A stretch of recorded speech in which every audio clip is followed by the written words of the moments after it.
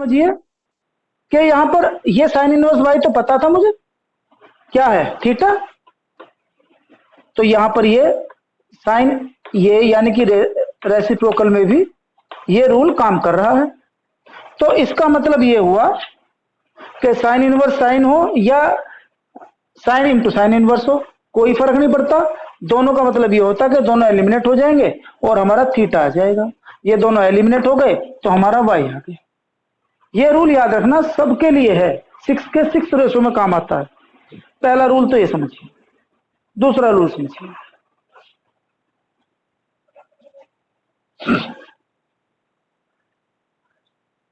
अब दूसरे रूल में क्या रूल है कि सपोज करो, अब आपको मैं थोड़ा रेंज बता देता हूं, रेंज समझना।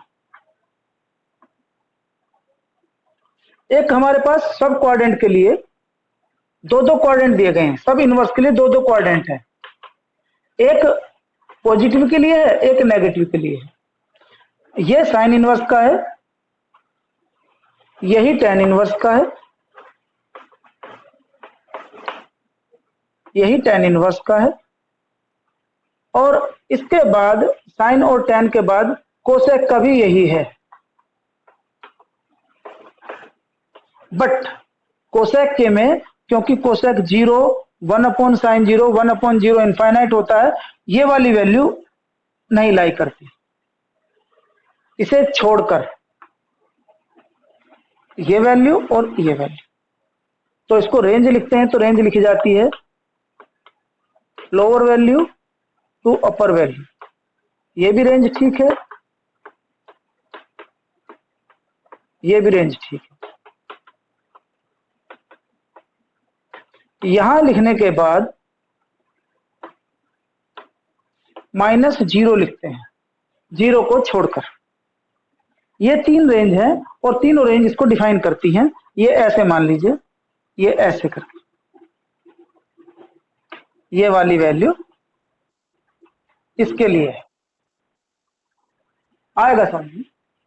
साइन का एंगल जब भी कोई आएगा, अगर पॉजिटिव आए तो इस क्वाड्रेंट से चेक करना, नेगेटिव आए तो इस क्वाड्रेंट में रखना। ट्रिग्नोमेट्री आपको आती है, 11th में मैंने पढ़ाई थी, तो वहां पर यह बताया गया कि आपके पास इसमें थीटा होता है, इसमें पाई माइनस थीटा होता है, इसमें पाई प्लस थीटा होता है और इसमें माइनस थीटा होता है। ध्यान रखना ये रूल। अगर क्वाड्रेंट कोई सा भी हो, सपोज करो मैं इसकी बात करूं, तो इसमें कोई वैल्यू पॉजिटिव है तो इस क्वाड्रेंट से वैल्यू रखेंगे, इसमें पॉजिटिव है तो इस क्वाड्रेंट से रखेंगे, इसमें वैल्यू पॉजिटिव है तो इस क्वाड्रेंट। तीनों के लिए यही ग्राफ, तीनों की रेंज यही है। बेटा कुछ चीज समझने के लिए कुछ आपको लॉजिकल वो कॉन्सेप्ट चाहिए जो आपको पहले से आता है। तो मैंने बोला इन तीन इनवर्स का ये दो वैल्यू है जो क्वाड्रेंट है, इनको वेरीफाई करते हैं। अब बात आती है बाकी तीन, कोस इनवर्स एक्स, ये इस रेंज को वेरीफाई करता है, इस रेंज को, ये पॉजिटिव और ये नेगेटिव। इसका मतलब है 0 to pi. Cot inverse x बिल्कुल same, 0 to pi. But tan इन वो सेक इनवर्स एक्स सेम फंडा है, 0 to पाई, लेकिन ये वाली नहीं होनी चाहिए, -π/2। ये 6 रेंज है और केवल दो क्वाड्रेंट। ध्यान रखना सबको दो मिले, एक पॉजिटिव एक नेगेटिव, एक पॉजिटिव एक नेगेटिव, एक पॉजिटिव एक नेगेटिव, सबको दो दो मिले। तो इसका क्वाड्रेंट ये है, इसमें लाई करता है। अब बात आती है कि जब हम वैल्यू निकालेंगे तो वैल्यू को रेंज में रखेंगे, तो वैल्यू नेगेटिव भी तो हो सकती है हमारे पास। तो क्या करेंगे, अभी मैं उसको समझाने जा रहा हूं। ये कॉन्सेप्ट क्लियर हो गया है तो फिर आगे समझिए बेसिक में। इसके बाद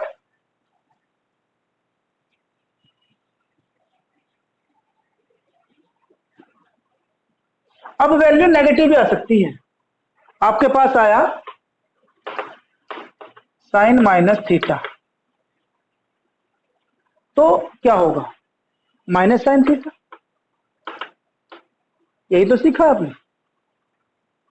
अब अगर मैं इसको यहां ले जाऊं और साइन थीटा को वाई ले लूं, मैं ले लेता हूं साइन थीटा को एक्स ले लेता हूं, तो ये माइनस थीटा है और ये साइन थीटा माइनस एक्स। यहां से देखना, मैंने क्या लिया, इस साइन को इधर ले गया इनवर्स, ये साइन थीटा एक्स माइनस हमारा यहां चला गया, ये माइनस थीटा। अब आपको थीटा कहां गया, थीटा तो यहां से लाना है ना, तो थीटा क्या आ जाएगा, sine inverse x minus sine inverse x is equal to sine inverse minus x. ये तीन रेशो जो मैंने अभी शुरू डिफाइन करे थे बिल्कुल सेम इससे रिप्रेजेंट हो जाएंगे। तो सबसे पहले आपको ब्रैकेट में जो माइनस है उसको रिमूव करना होता है अकॉर्डिंग टू दिस रूल। यहां पर 10 भी लिख सकते हैं आप, इसको आप ऐसे भी लिख सकते हैं, माइनस बाहर ले जाए, जैसे इसको मैं यहां ले जाके यहां लिख दूं, इसको मैं यहां ले जाकर यहां लिख, मतलब अगर इनवर्स में अंदर माइनस है तो उसे बाहर लिख सकते हैं। एक और था मेरे पास कोसेक,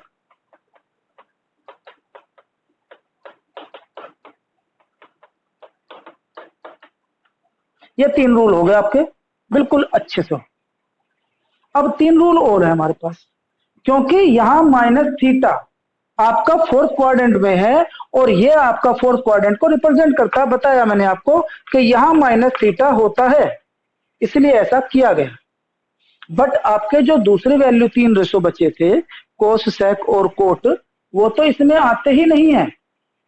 फिर क्या करेंगे, फिर ये करेंगे, आपने सीखा होगा कोस minus theta minus cos theta इस क्वाड्रेंट में लाई करता है, कोस पाई माइनस थीटा में लाई करता है। ये आपको रूल मालूम है कि सेकंड क्वाड्रेंट में कोस नेगेटिव होता है और मैंने ऐसा ही लिखा।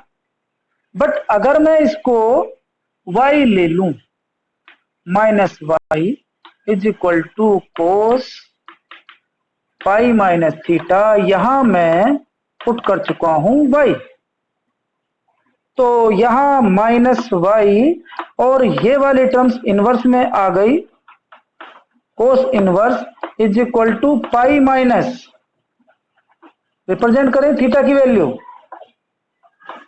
कोस इनवर्स वाई।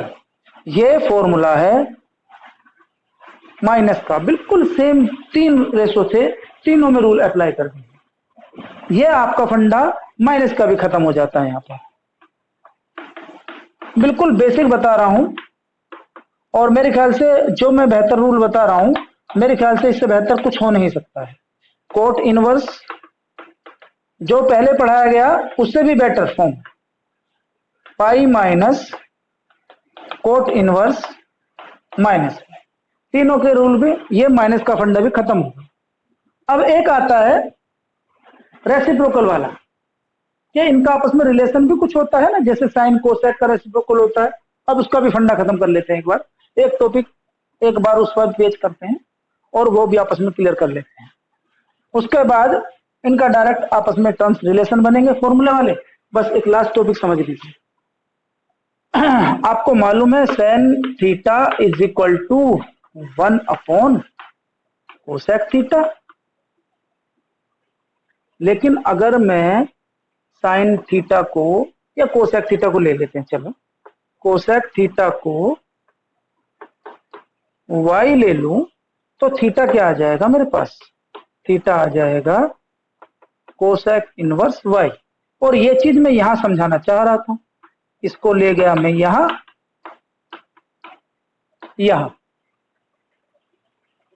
देखिए ध्यान से मैंने क्या लिखा, मैंने लिखा इसको मैं साइन को इधर ले गया, क्योंकि मैंने इसको y ले लिया था तो ये 1 अपॉन y हो गया, यहां पर 1 अपॉन y, बट थीटा बचा जी यहां पर।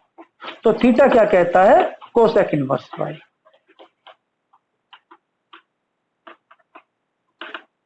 अब आप कॉन्सेप्ट पर आ जाइए, कोसेक साइन का रेसिप्रोकल है तो y 1 अपॉन y का रेसिप्रोकल है। ऐसे ही उल्टा भी कर सकते हैं आप, साइन इनवर्स का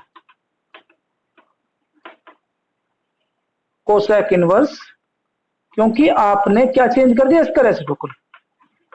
तो यहां पर मैं थोड़ा p लिख लेता हूं, ऊपर मैंने y लिख रखा है ना, तो यहां p लिख लेता हूं, p, यहां से कोई दिक्कत नहीं है। अच्छा, लाइट चली गई है, कोई दिक्कत तो नहीं है? इसकी क्लियरिटी सही आ रही है? दिख ना रहा? ऐसे मत बोल भाई, मैं दिखाने के लिए बड़े बड़े जोखिम ले सकता हूँ। चलिए मैं आपको कुछ कोशिश करता हूँ इसमें लाइट डालने की। अब तो बंद कर दूं? चलो जी, बंद कर दिया मैंने। तो बंद क्या, ये ठीक है? थोड़ा बड़ा लिखना पड़ेगा मुझे, चलता हूँ, ट्राई करता हूँ। तो मैं बात कर रहा था, ये रेसिप्रोकल करा सारे इससे हो जाएंगे। मैं लिखूं tan इनवर्स एक्स और यहां लिख दूं कोट इनवर्स, तो 1/x। ऐसे ही सारे रेशो क्लियर हो जाएंगे, ये भी हो गए। अब आप आ जाइए फर्स्ट एक्सरसाइज पर, क्योंकि बाकी रूल मैं आपको बस समझाऊंगा, पहले आप फर्स्ट रूल कर लीजिए। फर्स्ट एक्सरसाइज में सिंपल वैल्यू निकालनी है, और वैल्यू निकालने के लिए आपको किसी की जरूरत नहीं पड़ेगी, जो आपने ट्रिग्नोमेट्री पढ़ा है उस पर है। एक्सरसाइज 2.1 पेज नंबर 41, और क्वेश्चन है 1 to 6, बिल्कुल सिंपल। अभी आपको मैं बेसिक कॉन्सेप्ट बता रहा हूं। साइन इनवर्स, पहला क्वेश्चन,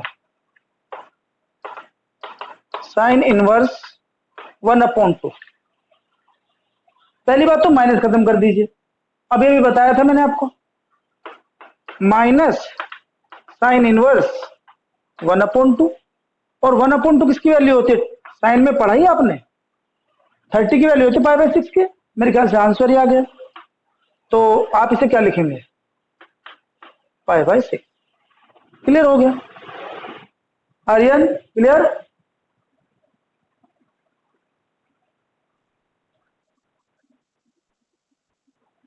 तुम तो देखने में लगते हो। चलिए क्वेश्चन नंबर 4, बिल्कुल सेम ऐसा है। tan इनवर्स -√3, बिल्कुल सिंपल। tan इनवर्स माइनस बाहर निकाल दिया, और आपको मालूम है √3 किसकी वैल्यू होती है tan में? π/3 की। आंसर लिख दीजिए -π/3। ये भी आंसर हो गया। अब एक ले लेते हैं, थोड़ा सा कोस वाला ले लेते हैं। फिफ्थ क्वेश्चन, पांचवा, कोस इनवर्स -1/2। माइनस को रिमूव करना है, माइनस कोस इनवर्स 1/2। अभी भी बताया था, वैल्यू पुट कर दिया 1/2 की, π/3 यानी कि 60 होती है, आपको मालूम है इसकी। तो यहां पर 60 पाई माइनस π/3 मीन्स 2π/3, क्योंकि आपको सेकंड क्वाड्रेंट में जाना है। साइन कोस जो होता है नेगेटिव सेकंड में जाता है, और सेकंड में π-θ, तो मैंने π-θ अप्लाई कर दिया, और ये आपका 2π/3 होगा। ठीक है? चलिए इसके बाद में थोड़ा सा इसे अगर मैं थोड़ा टेढ़ा करके लिखूं तो आ ही रही है भाई, शैडो क्लियर हो ही नहीं पहले से। ठीक है, चलो। अच्छा एक क्वेश्चन इसमें साढ़े छह। अच्छा, हाँ, जो चाहेगा। हाँ रात को, किसने? हाँ